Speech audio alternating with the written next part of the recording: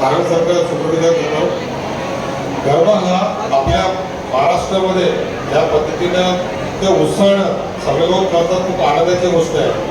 आणि या गरब्यामध्ये जे लहान मुलं सहभागी लहानापासून मोठ्यापर्यंत सगळे सहभागी होऊन हा जो आनंद आपण 9 दिवस साजरा करतो तो खरोखर मनापासून तुम्ही लोक एक इन्व्हॉल्व आहे असं दिसून आला आज.